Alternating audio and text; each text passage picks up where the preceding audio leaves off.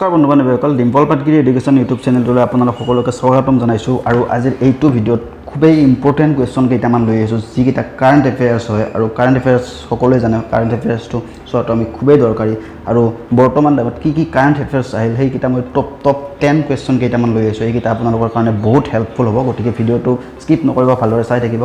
আৰু ইয়াৰ ভিতৰত মই কিছুমান ভাঙনি কৰি দিছোঁ ধৰি লওক মই আজি 10টা কুৱেশ্যন লৈছোঁ কিন্তু তাৰে ওপৰত ডিটেইলছ কিছুমান দি কিনে ইয়াত কমসে কম 20 to 25টা কুৱেশ্যনৰ এনসাৰ আপোনালোকে পাই যাব আৰু যিবিলাক মই ডাইৰেক্ট কুৱেশ্যন এনসাৰ লিখি দিয়া নাই মুখেৰে কৈ গৈছোঁ সেইবিলাক আপোনালোকে নোট কৰি ল'ব আপোনালোকৰ বহুত হেল্প হ'ব তো আহক ভিডিঅ'টো আজি আৰম্ভ কৰোঁ আজিৰ ফাৰ্ষ্ট কুৱেশ্যনটোত আছে which country is going to become the most populated country in the world by 2027 ইয়াত সুধিছে যে কোনখন দেশ 2027 চনলৈ বিশ্বৰ আটাইতকৈ বেছি জনবহুল দেশ হ'ব আৰু ইয়াৰ ৰাইট এনসাৰটো হ'ব ইণ্ডিয়া ইণ্ডিয়া 2027 চনলৈ বিশ্বৰ আটাইতকৈ বেছি জনবহুল দেশ হ'ব বুলি কৈছে গতিকে ইয়াৰ ওপৰত ডিটেইলছ কেইটামান আপোনালোকক দি দিছোঁ বৰ্তমান বিশ্বৰ আটাইতকৈ জনবহুল দেশখন হ'ল চাইনা আৰু চাইনাত বৰ্তমান 1.4 বিলিয়ন লোক আছে আৰু আমাৰ ইণ্ডিয়াত আছে 1.3 বিলিয়ন লোক কিন্তু 2027 চনলৈ চাইনাক পিছ পেলাই ভাৰতবৰ্ষই হৈ পৰিব বেছি জনবহুল দেশ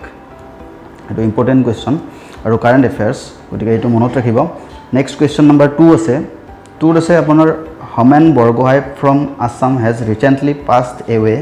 হি ওয়াজ এ ইয়াত অপশ্যন চাৰিটা আছে journalist poet author all of this আৰু ইয়াৰ ৰাইট এনসাৰটো হ'ব option D all of this অসমৰ হোমেন বৰগোহাই অলপতে মৃত্যু হৈছে তেওঁ আছিল এজন কি আছিল তেখেত সকলোখিনি আছিল তেখেত জাৰ্নেলিষ্ট আছিল পোয়েট আছিল অথৰ সকলোখিনি তেখেতৰ গুণ আছিল আৰু তেখেতৰ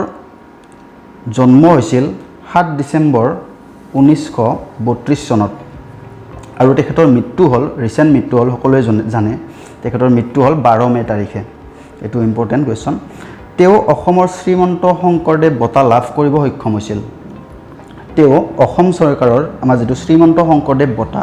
তেওঁ লাভ কৰিবলৈ সক্ষম হৈছিল আৰু তেওঁ 1978 চনত পিতা পুত্ৰ গ্ৰন্থখনৰ বাবে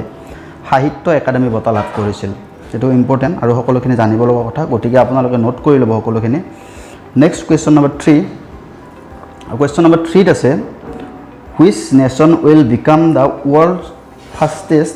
growing major economy by 2022 as per UN ইয়াত সুধিছে যে ৰাষ্ট্ৰসংঘৰ মতে 2022 চনৰ ভিতৰত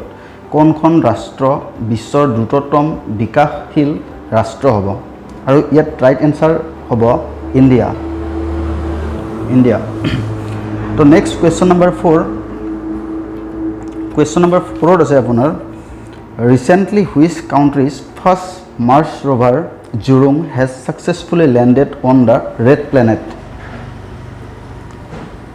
ইয়াত সুধিছে যে কোন দেশৰ প্ৰথম মংগলযান জুৰুং সফলতাৰে ৰঙা গ্ৰহত অৱতৰণ কৰিছে ইয়াত অপশ্যন চাৰিটা আছে চাইনা ৰুছিয়া জাপান ইণ্ডিয়া আৰু ইয়াৰ ৰাইট এনসাৰটো হৈছে অপশ্যন এ চাইনা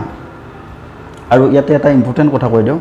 চাইনাৰ ক্যাপিটেল হল বেইজিং মনত ৰাখিব চাইনাৰ ক্যাপিটেল হৈছে Beijing next question number 5 who become the first India to win the prestigious Sheikh Zayed award ইয়াত অপশ্যন চাৰিটা আছে খেলি গইৱা তাৰপিছত আছে জুৱেৰগেন বাৰ্মাছ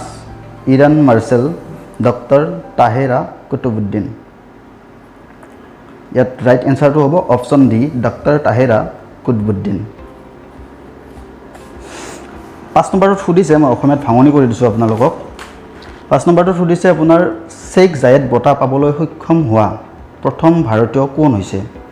আৰু ইয়াত অপশ্যন হ'ব আপোনাৰ ডি ডক্টৰ তাহেৰা কুতুবুদ্দিন এইটো আৰবৰ এটা সন্মানীয় বঁটা যেটো আপোনাৰ শেখ জায়েদ বঁটা এই বঁটাটো হৈছে আৰবৰ এই বঁটাটো কবিসকলক দিয়া হয় Next question number 6 according to Fitch report what is the GDP growth rate estimate for India for financial year 2021-22 yet option আছে 7.57% 8% 9% 9.5% here right answer to is option D 9.5% ইয়াত মই অসমত আপোনালোকক ভাঙনি কৰি দিছো Fitch report মতে 2021 চন টু 2022 বিত্তীয় বৰ্ষত ভাৰতৰ জিডিপি কিমান হ'ব আৰু জিডিপিৰ ফুল ফৰ্মটো হৈছে গ্ৰছ ডমেষ্টিক প্ৰডাক্ট যেটো কোৱা হয় মুঠ ঘৰুৱা উৎপাদন আৰু ইয়াৰ ৰাইট এনসাৰটো হৈছে 9.5%। Next question number 7 who was appointed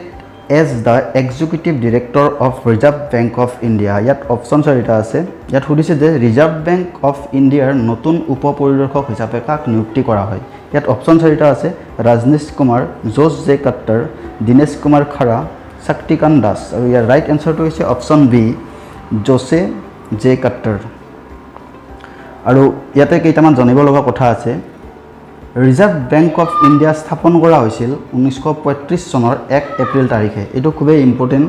গতিকে আপোনালোকে নোট কৰি ল'ব ৰিজাৰ্ভ বেংক স্থাপন কৰা হৈছিল 1935 চনৰ 1 এপ্ৰিল তাৰিখে ইয়াৰ হেডকোৱাৰ্টাৰ আছে মুম্বাইত আৰু গভৰ্ণৰ হ'ল শক্তিকান্ত দাস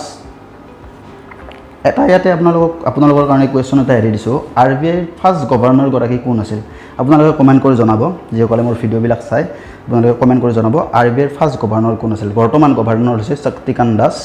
আৰু যেটো আপোনাৰ ৰিজাৰ্ভ বেংক অফ ইণ্ডিয়াৰ নতুন উপপৰিদৰ্শক হিচাপে নিযুক্তি কৰা হৈছে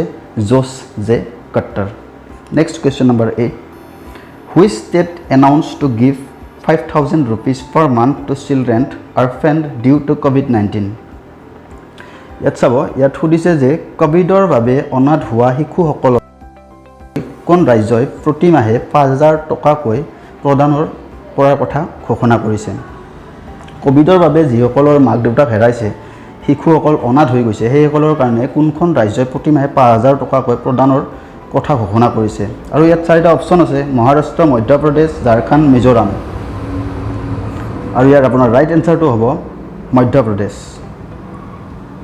আৰু ইয়াত মধ্যপ্ৰদেশৰ কিছুমান কথা আপোনাক দুটামান কুৱেশ্যন ইয়াৰ ওপৰত কৈ দিওঁ মধ্যপ্ৰদেশৰ চিফ মিনিষ্টাৰ হৈছে শিৱৰাজ সিং চৌহান আৰু গভৰ্ণৰ হৈছে আনন্দীবেন পাটিল এই দুটা আপোনালোকে নোট কৰি ল'ব মধ্যপ্ৰদেশৰ চিফ মিনিষ্টাৰ হৈছে শিৱৰাজ সিং চৌহান আৰু গভৰ্ণৰ হৈছে Anandiben Patel next question number 9 which country has successfully invented the single dose COVID-19 vaccine এইটো ইম্পৰ্টেণ্ট কুৱেশ্যন কোন দেশে এটা পালিৰ কোভিড টিকা সফলতাৰে আৱিষ্কাৰ কৰিছে আৰু ইয়াত অপচন চাৰিটা আছে ইণ্ডিয়া আমেৰিকা ৰুছিয়া ইজৰাইল আৰু ইয়াৰ ৰাইট এনসাৰটো হৈছে ৰুছিয়াৰ কেপিটেল হ'ল মস্কো আৰু প্ৰেছিডেণ্ট হৈছে ভ্লাদিমিৰ পুটিন এই দুটা কুৱেশ্যন আপোনালোকে মনত ৰাখিব ৰুছিয়াৰ কেপিটেল হ'ল মস্কো আৰু প্ৰেছিডেণ্ট হ'ল Vladimir Putin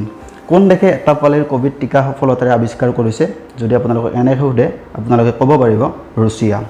next question number 10 আৰু আজি এইটো লাষ্ট কুৱেশ্যন আৰু এইটো খুবেই important which India state has launch A digital flood reporting system ইয়াত সুধিছে যে কোনখন ভাৰতীয় ৰাজ্যই এক ডিজিটেল বান প্ৰতিবেদন প্ৰণালী মুকলি কৰিছে ইয়াত সুধিছে কোনখন ভাৰতীয় ৰাজ্যই এক ডিজিটেল বান প্ৰতিবেদন প্ৰণালী মুকলি কৰিছে আৰু চাৰিটা অপচন আছে আসাম গুজৰাট কেৰালা বিহাৰ আৰু ইয়াৰ ৰাইট এনসাৰটো হৈছে আসাম